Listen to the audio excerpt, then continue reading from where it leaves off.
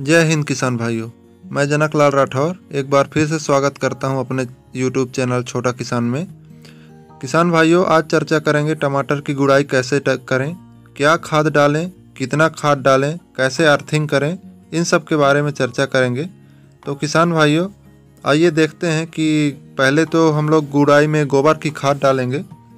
गोबर की खाद डालते समय ये ध्यान रहे कि गोबर की खाद बढ़िया से सड़ा हुआ हो और भुरभुरी हो, ज़्यादा गीला ना हो या फिर ज़्यादा सूखा ना हो, जिसमें जो जीवाणु होते हैं उनकी मात्रा भरपूर होती है। तो किसान भाइयों, लगभग पर पौधे के हिसाब से हम लोगों को गोबर खाद लगभग 40 से 50 ग्राम डालना है।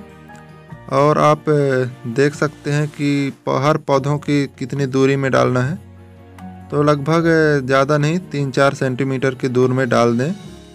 खाद को आराम से डालें और हर पौधों में अच्छे से पर्याप्त मात्रा में हो जाए।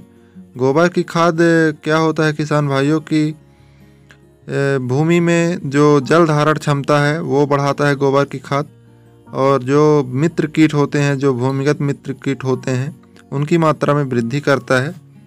और इसमें NPK की मात्रा तो होती है और साथ ही कई सारे माइक्रो न्यूट्रिएंट्स मतलब सूक्ष्म पोषक तत्वों की मात्रा भी होती है गोबर खाद में। तो किसान भाइयों, वैसे तो गोबर की खाद बेसल डोज में ही डाल देते हैं, परंतु गुड़ाई के समय अगर उपलब्ध हो तो गोबर खाद डाल दें तो आपके पौधों को अच्छा रिजल्ट प्राप्त होगा और उपज भी बढ़ जाएगी। और गोबर की खाद से यही है कि पहले ही बता चुका कि ये ज़मीन को भुरभुरी बनाता है, नम बनाता है और जल धारण क्षमता बढ़ाता है। और गोबर की खाद होने से एरेशन बढ़ता है ज़मीन में, काहे कि मिट्टी भुरभुरी रहती है, चिपकती नहीं है ज़्यादा। और रासायनिक उर्वरक से निर्भरता भी कम होता है। तो किसान भाइयों, आइए रासायनिक उर्वरक को भी देख लेते हैं। रासायनिक उर्वरकों में बात करें तो हम लोग गुड़ाई के समय भी DAP, यूरिया, पोटास और जिंक सल्फेट डाल सकते हैं।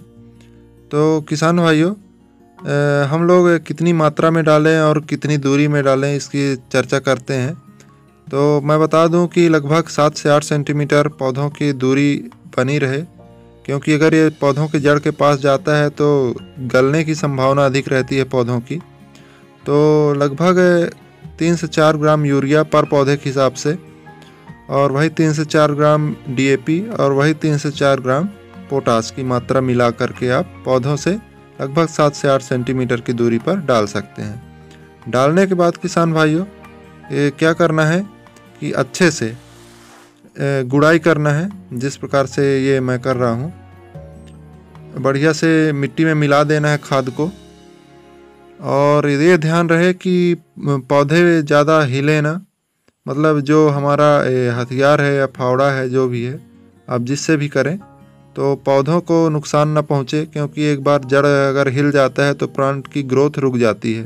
क्योंकि वो जो हानि होता है, जो वो जड़ हिलता है तो उसको रिकवरी करने में समय लग जाता है। तो जो आपका पौधे बढ़वार करने में जो टाइम लेगा, वो टाइम वो आपको जो उसको जड़ों को नुकसान पहुंचेगा उसको रिकवरी करने में लग जाएगा।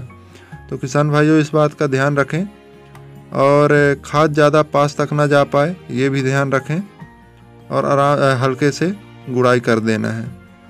और इसी प्रकार से लगभग सभी फील्ड में बढ़िया से अपन गुड़ाई कर लेंगे।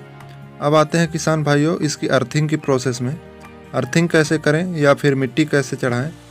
तो आप देख सकते हैं हम फावड़े के माध्यम से चढ़ा रहे हैं, और आप और यंत्र जानते होंगे अब, या फिर आपको पता होगा किस यंत्र से आप करते हैं, तो कमेंट बॉक्स में ज़रूर बताएं। अभी फ़िलहाल हम फावड़े की मदद से चढ़ा रहे हैं। तो किसान भाइयों, आप देख सकते हैं कि जब अर्थिंग करें तो मिट्टी किसान भाइयों टमाटर में पूरी तरह से, मतलब जो तना है या फिर जड़ है वो ढकी होनी चाहिए, उसमें गड्ढे टाइप ना हो, ऐसा भर दें, फिलिंग कर दें। इससे पौधों को सपोर्ट बना रहता है, जिससे पौधे गिरने से बचे रहते हैं और पौधा मजबूती से खड़ा रहता है। और गड्ढे नहीं रहते तो पानी ओनी जमने का या फिर नमी ज़्यादा रहने का समस्या कम हो जाता है, और जिसमें से फफूंद लगने का चांस कम हो जाता है। तो किसान भाइयों, इस प्रकार से आप अर्थिंग कर लेंगे। आइए इसके बाद का प्रोसेस जानते हैं। आखिर अर्थिंग के बाद किसान भाइयों, जब भी अर्थिंग हो जाए तो अर्थिंग के बाद जैसे आप अर्थिंग कर दें आप या कुड़ बना लें तो पानी ज़रूर दे दें, क्योंकि जैसे अर्थिंग हो जाती है तो जो खाद डाले रहते हैं हम लोग रासायनिक उर्वरक, वो अपनी क्रियाएं चालू कर देती हैं। और अगर आपको पानी की कमी महसूस कर दिए पौधों में, या फिर पानी की कमी पड़ गई पौधों को, तो क्या है कि खाद का जो असर होता है वो धीरे धीरे उतरने लगता है। किसान भाइयों, तो आज का वीडियो कैसा लगा आप ज़रूर बताएं कमेंट बॉक्स में। किसान भाइयों, ये जो पौधा देख रहे हैं आप, इसको आप तो अच्छे से जानते ही होंगे ये कौन सा पौधा है और इसका क्या काम आता है, इसका क्या मेडिसिनल वैल्यू है या फिर औषधीय उपयोग है। तो आपको बताना है कमेंट में काहे का पौधा है, कब काम आता है और इसके क्या औषधीय गुण हैं। तो जल्दी से कमेंट में बताएं।